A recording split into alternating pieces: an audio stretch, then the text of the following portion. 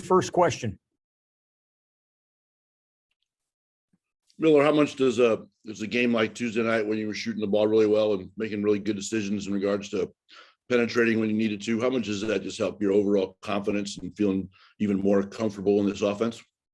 My confidence is always high. I think whether, shots, I make a lot of shots a game or don't, I always have high, a lot of confidence in my shot and myself. So, it was good just to see him go in and make a couple and, just be able to finally kind of have a game like that. So it felt good. Kevin. How do you guys feel like you are heading into Big Ten play? Obviously, you had the high-level game against Syracuse, but where do you guys feel like you are, and where do you want to improve? Yeah, I mean, that game was super emotional. I know playing it was, an emotional roller coaster. I can imagine watching it was the same. So just coming off of that game, a big thing for us is just watching some film, looking at stuff we need to improve on and things we can continue to get better at, which I think is obviously, defense and continuing to guard and put a high emphasis on that. And, just share the ball offensively and take care of it, obviously is something that is big going into not just conference play, but just the rest of the season. Jeff. Hey, Miller, you've obviously been in the Big Ten. You know the league really well. Trayce Jackson-Davis is now getting some Big Ten Player of the Year conversation, National Player of the Year conversation. Just give me your thoughts. Do you think he's playing at that level? And if so, what things impress you the most? Absolutely. I mean, I'm his teammate, so I think he should win them all. That's where I stand on that. But at the same time, he's, obviously playing really well and playing aggressive and getting to the foul line, making free throws and, just doing a good job on the boards and protecting the rim as well. So, I think a big thing that I've seen this year just from him is just, the ability to block shots and affect a lot of shots at the rim, which is big time and goes unnoticed a lot of the times. Tyler. Hey, Miller, I hope you're doing well. When did Xavier Johnson's competitiveness first become apparent to you? I think when I got here on campus, I feel like just something like that, it's hard to, you can't hide. I know with myself, it's, when I get on the court or in anything I do at all, I'm competitive. So, I can see that, pretty quickly in most guys who are competitive. So, that just stood out to me pretty early. Alex. Hey, Miller, how are you doing? Good. Just curious, you've played against Nebraska plenty of times, obviously, from your time at Northwestern. It seems like the style that they want to run is to kind of spread the floor out. I mean, I guess how important is it for you guys to kind of stay in front of the ball tomorrow and embrace your individual matchups defensively? Because, watching what Hoiberg likes to do, spreading the floor, it seems like they're definitely going to try to exploit one-on-one matchups.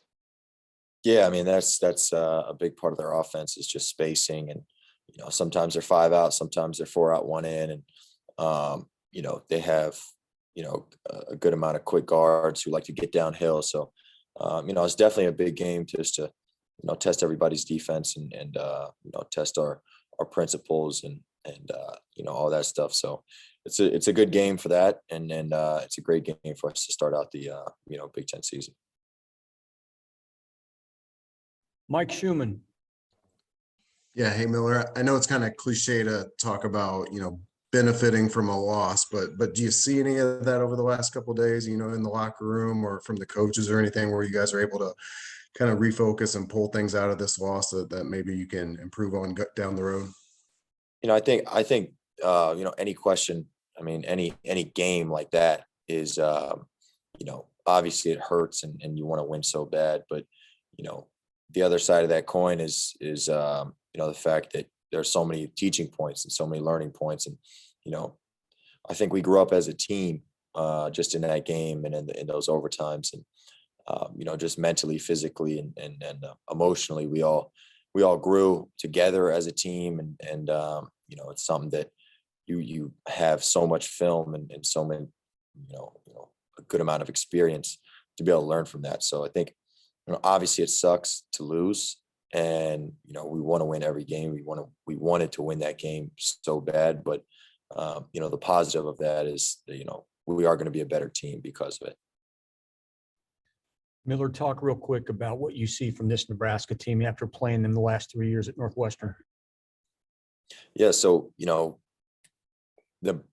obviously I think I've seen the different coaching changes since my freshman year, but since Coach Hoiberg's been there, they've definitely been a team that wants to play up and down. I think they may have been the fastest team in the Big Ten last year, and I don't know where they stand this year, but I think that's how they want to play, and just get up and down, switch a lot, be disruptive on the defensive end and fly around. On offense, they definitely just want to spread the floor and attack gaps and create long closeouts and layups and threes. And so, their teams are always play with great pace. So that's something we definitely got to focus on is transition defense for sure. A follow-up from Alex Bozich. Hey, Miller, I'm curious, you've played 186 minutes this season. You've only turned it over 3 times. And obviously as a team right now, you guys aren't taking care of the ball as well as you'd like. What, I guess from an individual standpoint, what do you, when you enter a game and you're faced with making these tough decisions, what allows you, I guess, to be such a good decision maker and take care of the ball so well? I just try to make the right play. Sometimes there are times where there's just like a risk reward, decision where is it smart to make that play, and the risk is high and the reward is low. Probably don't want to make that play, but I just try to make the right play and think the game, and kind of just big thing for me is not being, when I don't have the ball, it's not being paralyzed, by the ball and by just standing and watching the ball, instead of being able to read the defense while I don't have the ball. And so kind of helps me with when the ball comes my way and it hits my hands, I've have a good feel for what's going on with the other guys in the court. Tom Brew, follow-up. Miller, Parker Stewart's played really well the last handful of games as well. When you guys are both shooting well in the same game, do you kind of feed off of each other a little bit? Yeah, definitely. In practice too, we always talk, and we've gotten a lot closer this year. He can really shoot the ball, and having a guy like that on the court and just in practice in the locker room, it makes me want to raise my level of play and shooting as well. So it's great, and when he makes a shot, I feel like I've made a shot too. So it's great to have him out there for sure. Matthew Byrne. Hey, Miller. Hope you're doing well. You talked in the past about being a very vocal guy on the court. I'm just curious if you said anything differently to the team heading into the overtime periods against Syracuse than you did in regulation.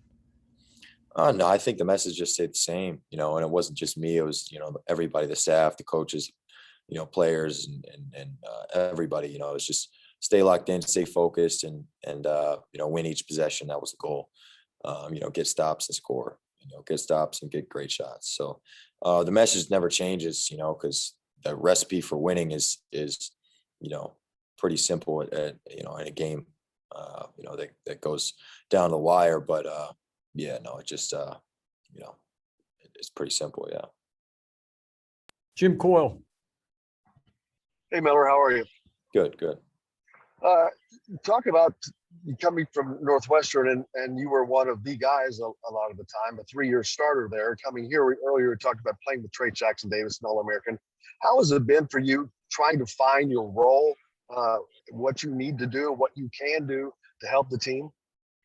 Yeah, no, it's been an adjustment. Definitely I knew that coming to a team like Indiana with the roster they have, and a new coaching staff as well, there was going to be an adjustment period with, myself and where I fit and kind of what my role is and how I can help the team obviously win games. And, it's definitely been, something that I'm still figuring out, every single day, kind of where my spots are, where, I need to be in certain plays and certain positions and, where I can really help, free up space for guys like Trayce on the block or whatever it may be. So, it's still a learning process and I'm not, 100% there yet, but, I feel like every day I'm getting there and getting more and more comfortable. Last question, follow up from Tyler Tackman. Miller, when you go to the line to shoot free throws, do you have like kind of a mental routine you go through, or what kind of goes through your head when you step to the line? I don't really think of anything. I just have my routine and my dribble and I just take a deep breath and just shoot the ball. It's something simple. I don't like to, be at the free throw line forever. It's just another shot. And so, I don't really necessarily think of anything. I just try to focus on the rim and focus on the shot and just see, shoot it and hope it goes in. All right, Miller, thank you very much. We'll see you guys tomorrow. Thank you.